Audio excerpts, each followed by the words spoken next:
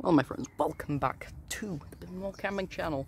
If you could join me with a round of applause for Munchin, who has returned. Hello there. So, I assume you can see that we're in a tent. But which tent? Well, firstly, before we get to that, if you could watch our separate reviews on both tents first. We have the reviewing the Vango Cairngorm 300 and reviewing the Vango Scafell 200, both out on the channel now. So I'd recommend watching those videos first, because this is the comparison. We're going to be doing a, I suppose you could call it a 1v1, to see which tent is the best for you. I was about to say thank you for watching the video, but I did not mean to say that. Anyway, I'm going to be reviewing, giving you a brief tour of this tent, while Munchin will be giving you a brief tour of the other tent. Anyway, we'll see you there. So, this tent here is a two-man tent, which is actually a two-man tent. It has good sizing. Let's just say that. We'll get into the inside soon, though. Excuse any noises. Right, so, as you can see, it is more of a tunnel tent, like the Vango Scarfells are. We have guy lines coming off. We haven't pegged up the back ones because I'm lazy. Two poles that hold it mainly up. That's the basic anyway. Two poles at either side, which gives it quite good stability actually. Well, not me in particular, but the Bears have done, I should say Biblicus really, has done tests in both tents now. So if you want to see those videos, I would recommend watching both the final test and Surviving the Storm. Those are the videos where we really mainly look at the tent and see how they perform. So if we look inside now, well, before we look inside actually, this door does roll up. You can hook it up to here. It's very simple actually. So, if you look at the tent, you can obviously tell the one main thing here that probably for some people would probably make you more interested in this tent is the porch area. Munchin will show you the porch on the other one, but when you see it, you'll know why. As for the interior of the tent, it's very spacious. It's got a pretty nice orange colour. The other things that we're going to do, we're going to measure the tents, and also we're going to look at comfort. So yeah, that's my basic review of the tent. Now I'll let Munchin do his basic review. Right, it's been a while since I've done anything like this. So this tent's by far much larger. You can probably tell just by looking at both of them. A little bit of a shot from the front as well. It's very spacious now on. That is a good thing and a bad thing, because this tent is not as strong as the other one. It is much more flappy and flimsy. While Biblicus was in that tent in the Surviving the Storm video, I was in here, and trust me, he had a better sleep than I did. There are two entrances on this one, so that could be a reason that you are wanting to purchase this. I would recommend, I don't really think this is a three-man tent, interestingly enough. So, if we look here, we have our first entrance, which is a very basic entrance. There's no porch on this side. And speaking of the porch, that's one of the flaws of this tent, in my opinion. This is the side that has the porch. So, I'll open this up now. Oh my god, I'm not very good at opening things. Right. As you can see, the porch is not very spacious. Again, you can roll that up. Can't be bothered right now. But yeah, wow, it's already boiling hot in here as well. So we're gonna open it up fully. I can't fucking do it with one hand. So you can probably immediately tell how much more spacious this tent is. If it be because you have eyes or not. So, you have the tension straps on either side, so they can just clip up here. Very simple. The design is very simple.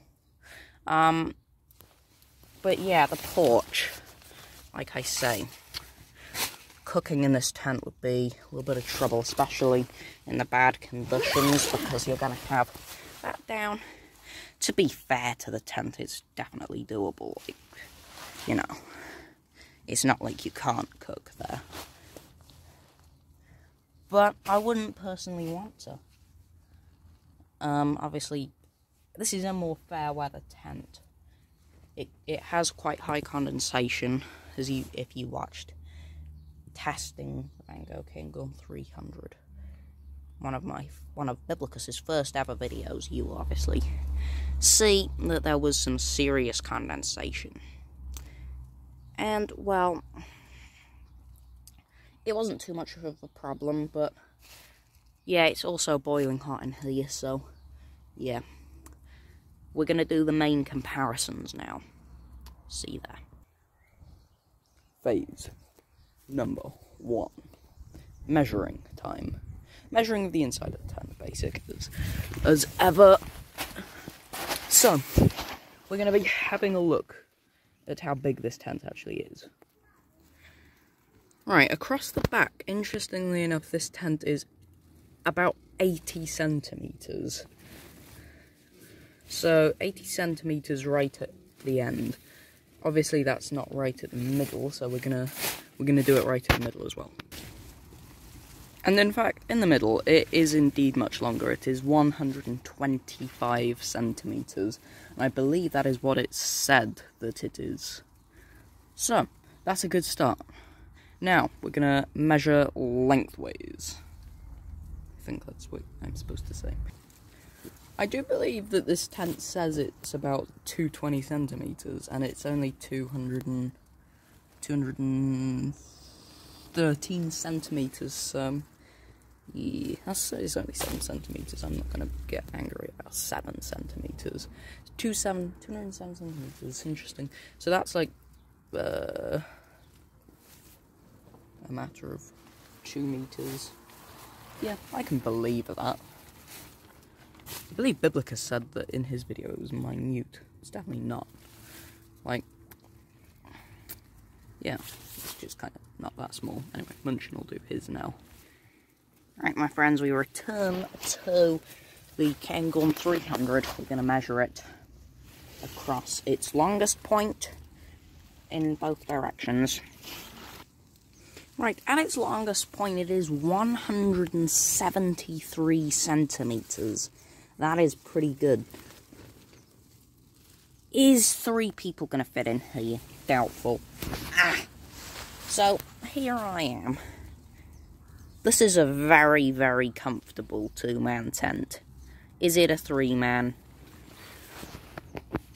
No. So, now we're going to measure it across the other way.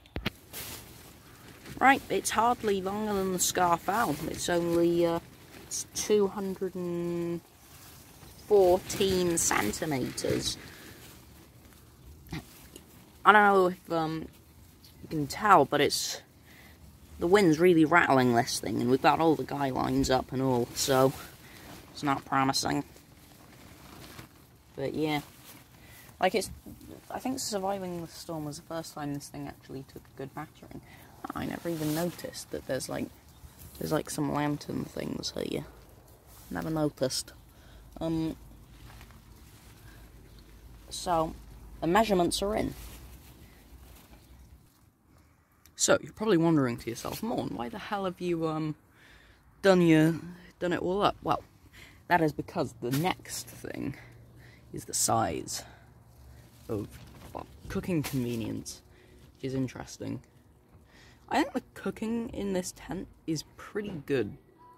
You know, you've got a nice big porch, which you can actually kind of sit in.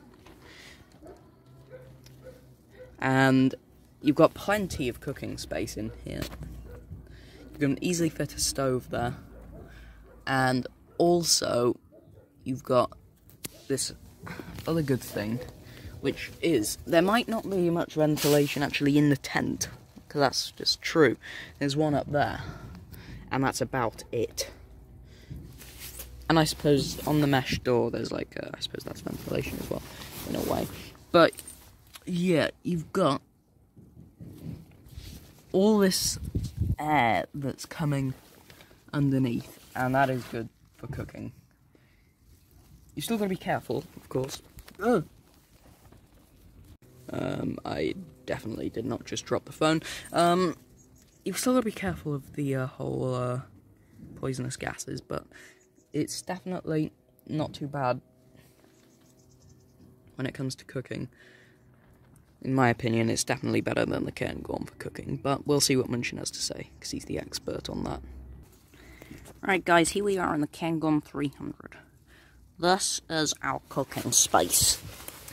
As you can see, this tent, you could argue, is definitely not as good for cooking in. The ventilation, as it is fairly alright. You've got ventilation at both ends, and also, I thought of this while I was actually doing this. If you're cooking here when it's raining, obviously don't want to have that door open, but have a look at this. Who's to say you can't have this open? Even if it's just a little bit, you know. Have it like this, you know. Have it even just a little bit open. Like, what you can do here is you can have the main door open completely. If this would just... I'm going to put the camera down. So, do you see what I mean? You can have this door here fully open, and then have this just a little bit open at the top. And you've got really good airflow. That's one of the big points of having two doors. It's very useful for the cooking aspects. But I think that this point has to go to the other tent. This tent, it can be done, but I think it's a lot more convenient in the other tent. So yeah. And then the final thing we're looking at is stability of the tent now. And from what we've been talking about, you might already know which one we think will win this. So, we'll start with me, shall we, considering we're here. So, this tent has good stability. It has multiple pegs, one pole, and then two at either end. I will not lie to you. I do not believe that this tent is the most stable tent in the world. I can't speak for the two-man version, or the one-man version, because I don't own them. But, the one thing that I will say is that I believe that the larger the tent is, the weaker the tent is. Unless it's got a very specific design. This design, with the two at both ends and then the one big one, I don't believe that this design is a particularly good one for high wind camping. Because when I was out here in that tent, it was absolutely making a fuss. It was incredibly noisy. I couldn't sleep very well. It was not a good experience. I'll take you over to Morn. Right, this is the last point of discussion. It is, of course, a discussion of stability. This tent is definitely stronger than the Cairngorm, in my opinion. Me and Munch are obviously going to talk at the end, and we'll come back to you with our findings. The tent design with the two large poles, I believe, is a much stronger tent design, with the two poles pulling it to the front, and then there's two at the back. It's got more guy lines. It's got 4 instead of the 2, and what do I mean 4 instead of the 2? It's got 5 instead of the 4, and it's just the design. It's got the 2 poles. I was in this tent when the real hurricane began, and it held up. It did what it was supposed to do very well. It was pretty noisy, but it didn't flap too much. Anyway, we will see you in the next video. What the hell? Why do I keep saying that? We're not done yet. We haven't told you what we found. So, I suppose we'll see you upstairs. Well, we've got our table here. I'll leave it up for a second if you want to have a read. As you can see, the Van Gogh Cairngorm wins in size and comfort. The Van Gogh Scafell wins in porch, cooking, and it wins in stability against wind. Well, thank you for watching this Bibbenwald camping video. We'll see you in the next video. Bye-bye.